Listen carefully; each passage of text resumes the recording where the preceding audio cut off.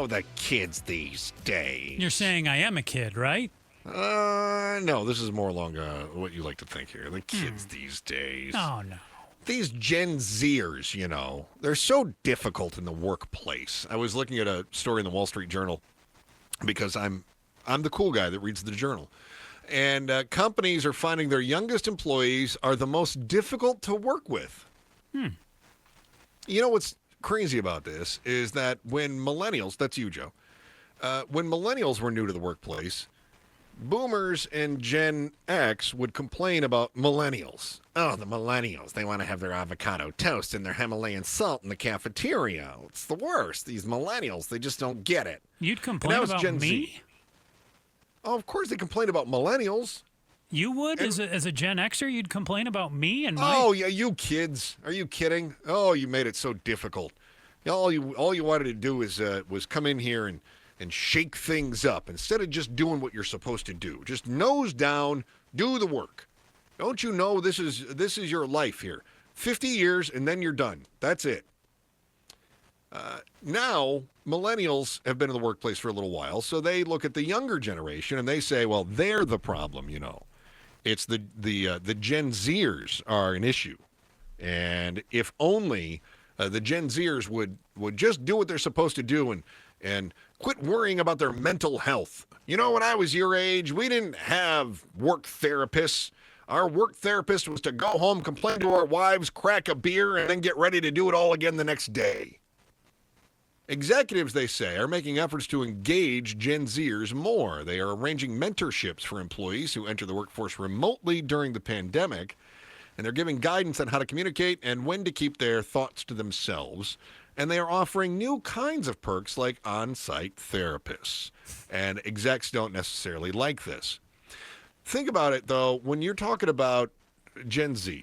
Your oldest Gen Z turns 27 this year. Okay. So that means that when the pandemic started, they were what, 22, 23, fresh out of college? Yeah, right in there. Yeah. And in many cases, if they were fortunate enough to get employment right out of college when the pandemic was going on, they weren't immersed in a workplace culture. They were immersed in the Zoom culture. And now they're being told you got to come into work. Mm-hmm. So imagine... I don't know if you ever experienced this. Did you ever change schools when you were growing up? You didn't ever move. You went to the same school, didn't you? Yeah. No, yeah. I never went through that. I've had friends that I've talked with, and every year in high school they would have a new school or they'd bounce around a few times. But no, it was pretty boring in that respect. Yeah. Pablo, did you ever change schools, or you were in the same house and the same school and went with your whole class all the way up, didn't you? I think he went to the same school too, yeah. Okay, yeah. So I can tell you, I did change schools twice when I was growing up. One, we moved to a neighboring town, and then two, we moved back to the first town. And actually, there was a culture shock in both cases. You just had to. I didn't know the culture going in, and so then I had to acclimate.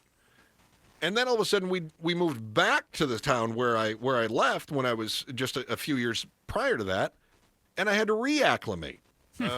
Because that culture had changed since I left. So when all of a sudden you are immersed in a different culture, it takes some getting used to. So go ahead.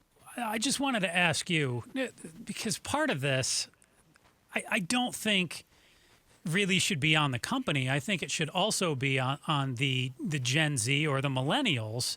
Right. Because what I saw was younger generations want meaning, mentorship, and a sense of purpose. Great. Yeah. Love all those things. And mentorship is certainly something that I've tried to take part in both ways in terms of mentoring some of the Gen Zs and also getting mentored by boomers and Gen X.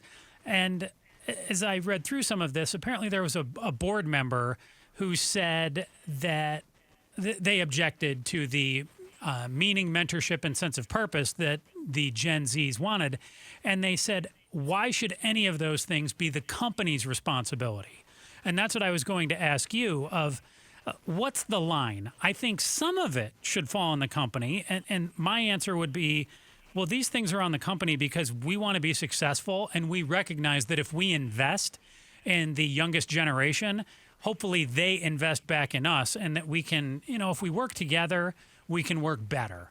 But I don't feel like it should all be on the company. What responsibility should be on the Gen Zs to also have to work together and try to be mentored and seek out people who can help them with meaning and sense of purpose and some things like that? I guess I would put it back on you and say, why not? Why not what? After all, why not be the responsibility of the company to create a work environment that is conducive to the best performance of the upcoming generation? And think of it this way.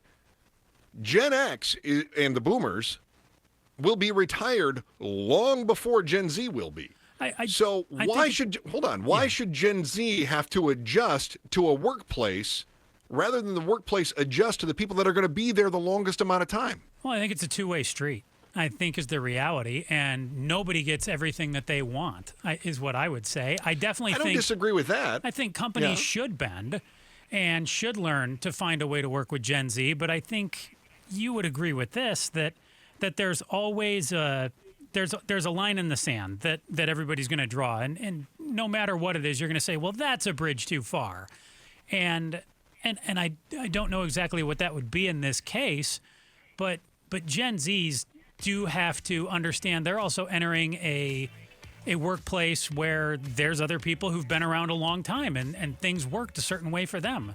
They need to find a way to work through with that. We'll dive into this a little bit deeper here because I understand what you're saying, but ultimately what it comes down to is profitability for the company. Mm-hmm. And who cares if boomers have always done it this way, if Gen Z's coming up and going to be more profitable doing it their way. And so the companies need to figure that out and not worry about which generation gets their way. So we'll have to see how that plays out. Thanks for watching The Chris and Joe Show. Click to see more from Chris and Joe and tap the button in the middle to subscribe to KTAR News.